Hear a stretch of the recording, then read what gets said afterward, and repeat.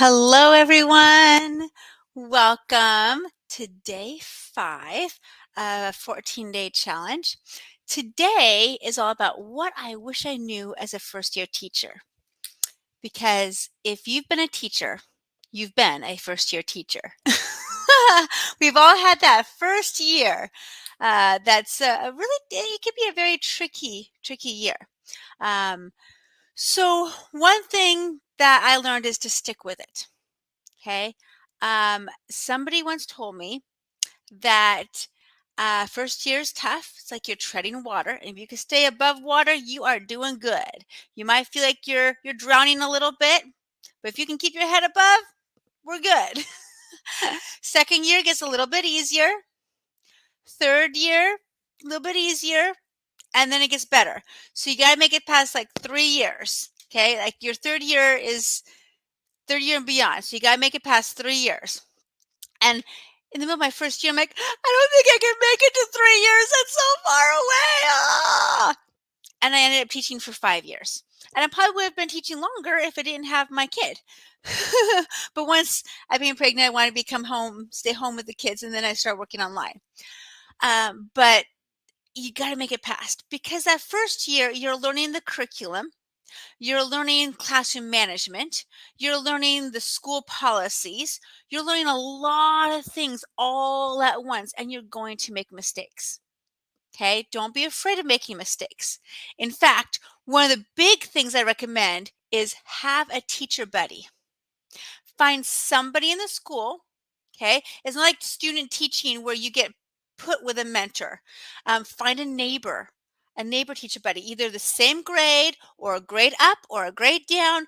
Find a teacher buddy who can just be there and be a shoulder to cry to, cry on, because you're going to have those days where after school, after the kids are gone, you're like, that was a really hard day. And you want to find somebody who's been there before, who's been teaching for at least 5 or more years, or at least a couple of years, who can say, you're okay. Breathe. Let's evaluate what happened today. What can you do better next time? And go from there.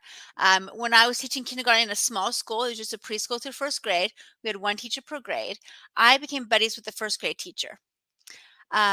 She'd been teaching for like 20 years, so she knew what she was doing, and I could say, hey, I'm having a problem with this kid.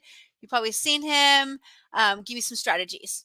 And so she would give me some ideas, or we would collaborate on music programs together. I often would go to her and say, okay, my kindergarten kids are going to your first grade class next year. I want to make sure they're ready for your class. So let me know what you want them to be able to do in May, so when they come to your class in September, they're ready to go. Now, I always know there's a summer slide, and I get that. But I wanted to make sure that me, as the kindergarten teacher, prepared her kids academically, as well as socially and emotionally and all that stuff, but especially academically for her first grade. And then at the end, like through the middle of that second year, I said, did I do okay?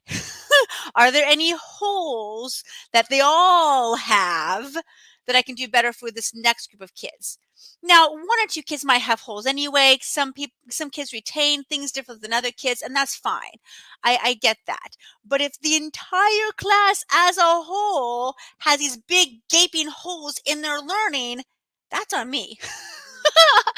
That's my doing of not getting them ready for first grade. So that second year, make changes. Okay, so big tip is find a teacher buddy. Okay, second tip, stay with it. Okay, don't give up. You might feel like you want to give up at Christmas time because it's just too hard. Stick with it. Constantly review the classroom rules with the kids. It's so easy to become either super strict or super lenient. I think where most first teacher lands is the more lenient side. Mine was more lenient, and I let the kids get away with way too much. My principal says, you have to get control of your class. I'm like, they're fine. No, they're not. Okay. So I was a little bit too lenient, let them break too many rules, go, it's okay this time, you can go ahead and do that. No. if these are your rules, you stick with them. So after you came back from any big break, like after Thanksgiving break, after Christmas break, after spring break, after any big breaks, we reviewed the rules and we just kind of, relearned. And I was kind of pretty tough for the first couple of weeks to go, okay, remember, this is how we work together as a class. Here's how we take turns when we talk. Please raise your hand. Um, Positive in reinforcement is always better than negative reinforcement. So instead of saying, you need to raise your hand first, you could say, thank you, Johnny. I like your nice, quiet hand. I'm going to call on you. Because then Susie over here is like, wait a minute. I should raise my hand too because Johnny over here got positive reinforcement, got some attention. So instead of putting all your attention on the person who's not doing the right thing, direct your attention to people who are doing the right thing and kind of catch them being good a little bit and go from there. But it's so easy to say, stop it. Then it's to say, good job. So, you have to find that balance. So yeah, positive reinforcement is a really good thing. Classroom management's a good thing. Stick with it. Okay, it takes about 3 years because the second year you know the curriculum. If you're in the same school teaching the same grade your second year, you know your stuff. You know what you're going to teach. You know how you're going to teach it. You know that grade. So all that you are really learning the second year is a new group of students because you've seen everything before. And the third year at the same school, you're like, okay, I have a new group of students, but I've had kids like this and this and this before. And here's what worked and didn't work in the past for these kinds of students. Let me tweak it. So, I mean, every year you have a different variety of personalities clashing in your classroom. So you have to kind of revamp to those students. But you'll know the class rules that you want to do. You'll know the curriculum. You'll know the school policies. So it gets easier. Now, if you change a grade level or you change schools, you may have to learn those things all over again.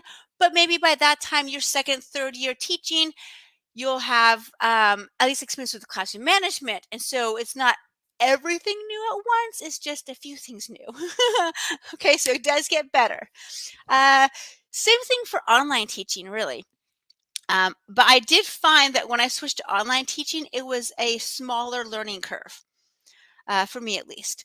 So when I was a classroom teacher, it took me like a whole year to really get to know the curriculum, get to know the personalities of the kids, get to know my routine, get to know all that stuff. And then there were programs at Christmas time and spring graduation. There's just different holidays to do. It was kind of crazy. When I went to online teaching, now I had been teaching for 5 years in the classroom, so that makes a difference. But when I started with VIP Kid, there was a huge learning curve of, okay, you have this many slides to teach and you have this many minutes to do it in. Go. And, I was able to use a lot of my kindergarten teaching with the phonics and stuff as that helped. But getting that timing right, timing was a hard thing for me at first. But I felt that I hit that learning curve about 3 months in. So after about 3 months, I stopped planning my lessons out to a T. I stopped scripting it out. I started just flipping through the slides going, yep, yep, we're good, we're good, we're good. Yep, I know what to do here. I know what to do here. And then after a while, I only looked at the slides of classes I'd never taught before. If I've seen that lesson before, I'm like, got that. But if it was a brand new lesson or brand new level, then I did look at the slides. But I felt about 3 months or so in, I had figured out for the most part. So the learning curve for me was a lot shorter with online teaching, especially when it's pre-made curriculum. You can just like sit in front of the computer and flip through the slides and go.